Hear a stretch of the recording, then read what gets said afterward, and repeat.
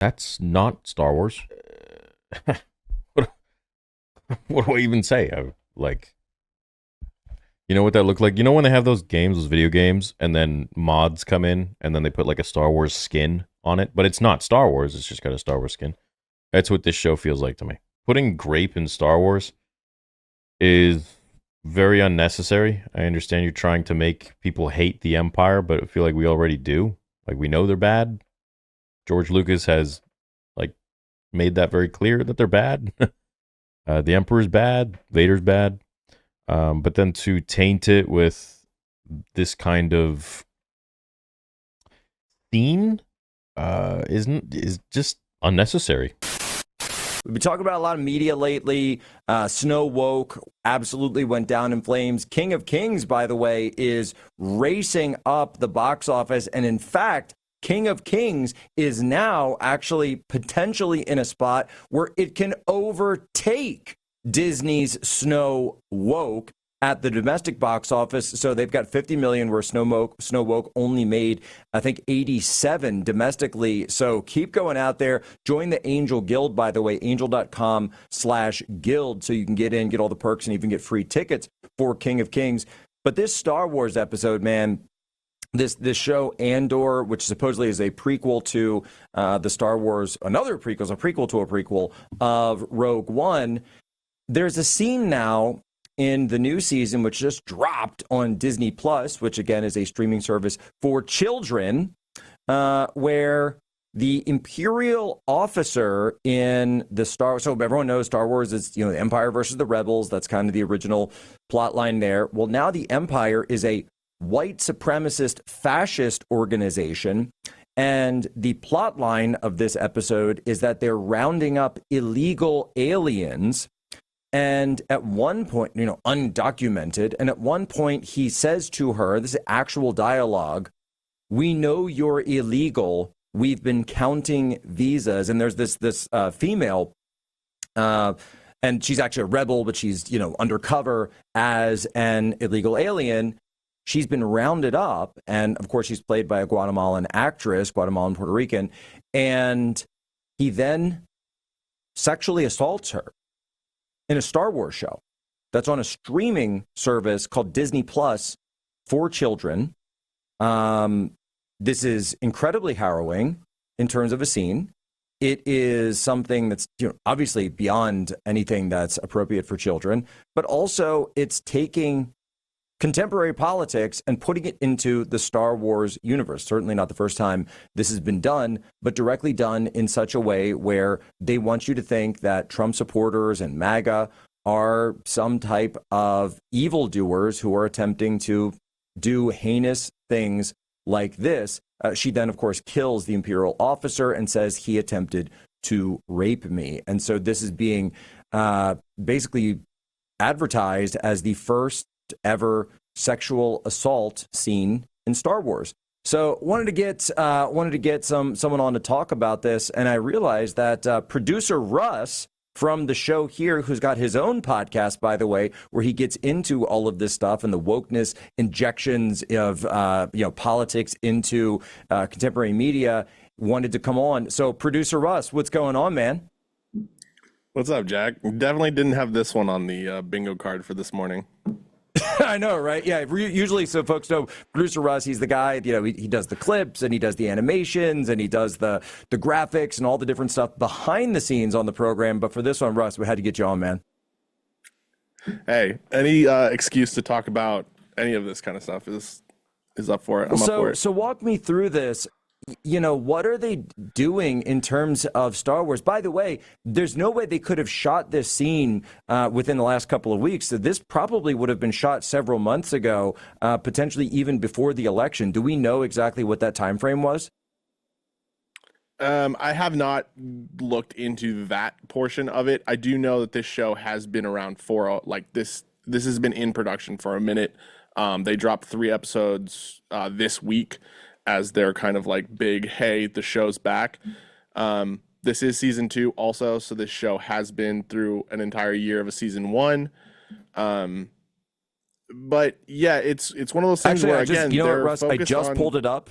So there was a break during the 2023 Hollywood strike. It was filmed from November 2022 to February 2024. So yet again, this is an example of media just like Snow Woke that was filmed before the election, potentially thinking that Kamala Harris was going to win. Yeah, it's the Trump derangement syndrome when it comes down to it for everything. Like, this is Disney. This is exactly what Disney has been trying to do for years upon years. And then when Trump got into office, even the first time, they were like, oh, full on board. And then when he announced his re-election campaign, they were like, okay, we're going into this again. And they've just been pushing this nonstop. It's not just Star Wars. It's Marvel with Sam Wilson becoming Captain America. It's all of this. And it's annoying because, again, like you just said, like, this is on Disney Plus. This is on supposedly a kids program. And yeah, like we don't have Disney Plus. What happens when, let's say, imagine, when a 10-year-old just imagine if you've throws got on kids at Star home Wars and you're like, this. hey, let's put on Disney Plus.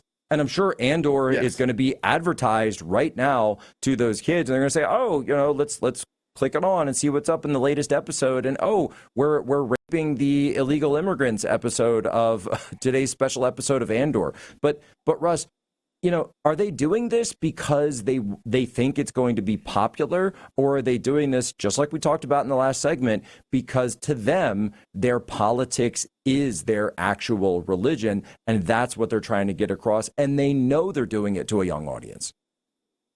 Yeah, it's the woke mind virus. They don't care about funding. If they cared about funding, this entire 2025 would have showed them with Snow Woke and with the fact that Captain America bombed. This entire year would have shown them that this is not where they want to go. They don't care about the money. They care about indoctrinating kids with this woke, unhuman, communist agenda. That's what they care about. And so that's exactly right. So, I mean, think of it. I mean, imagine, Russ. And now, Russ, let's talk about this for a second. So this isn't like, it's not like a podcast where, like, when we do an episode here, we've done 999 episodes before this one. We don't exactly have like many layers between what we're going to talk about and what actually goes out on air. It's sort of like, hey, what's on in the news and what's happening. And, we decide and we're like, hey, let's get producer Russ and throw him on. It's 1,000 episodes. Let's just, throw all the rules out the window. But when it's Disney Plus, there's a lot of layers, aren't there? There's a lot. And also on top of that, they have an entire writer's room that's coming up with this stuff. Like, it's not just one person who wrote this and being like, yep, I want my entire ideology stuck in all of this. It's an entire writer's room that is like, yes, this is what we want to push. And again, you go back to the Star Wars, like, it's Rebels versus the Empire. So what are they going to do? They're going to make this as much about Trump being the Empire, being Vader, being the bad guy, and trying to show this anarchist, communist mind virus as like the number one thing, the thing that they want kids to think, oh, that's my hero. Those are my heroes.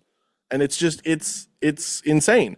It's absolutely insane. Well, I think you're exactly right, though. It's when we watch Star Wars and the original series as kids, or, most people, they watch it when they're kids, you identify with the heroes. And what does Luke Skywalker have? He has faith. He has faith in the Force. That's obviously the first part of the first movie. It's all about faith. Turn off your computer, have faith in the Force. It's right there. If you have faith, you will be saved. Obi-Wan has faith, and he is saved from, he doesn't win the battle with Darth Vader, but he is then, transformed into the Force. And so again and again, it's all about having this faith. So they want you to identify with having faith. That is and that your faith will overcome. This is the basic plot of the very first Star Wars movie. And then, of course, you have all of the various other iconography of the princess being saved from the giant castle from the evil lord. It goes back to medieval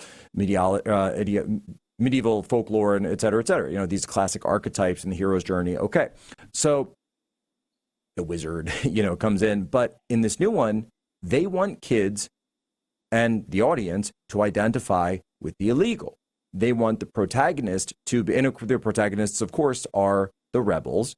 This is the prequel, again, like we said before, to Rogue One, which is itself a prequel to the first Star Wars movie, New Hope. And so they want you to actually identify now with illegal aliens. And so anyone and then it's pretty obvious, it's right on the list, they want you to identify the empire with Donald Trump, with Trump supporters, with MAGA people, and all of this comes about. I mean, Russ, you just got to give it to me because you follow this on a more of a day-to-day basis than me.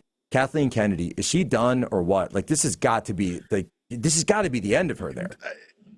No, it's not going to be. I'm going to tell you that right now. Like, I don't think so. Like, they keep saying that she's going to retire, but it's like, they've turned into a joke on X. Is like, oh, this month Kathleen Kennedy is going to retire. She doesn't care about money, and somehow she's convinced everyone else in Disney and on the board that that it's okay to have her there. And it's insane. Going back to last little thing when you were talking about faith, like the reason they don't want you to have faith is because it's easier for you not to have hope, which then is easier for you not to stand up and rebel. And then it's easier for you to become that unhuman, just drone that they can then just plug wherever they want to. They can bring in illegals. They can do all of this stuff and you won't even make a peep. Like, that's the problem. And that's why MAGA has been so important to conservatism and to America, is because we are actually finally standing up and saying, no, this isn't what we want. We want to do something else.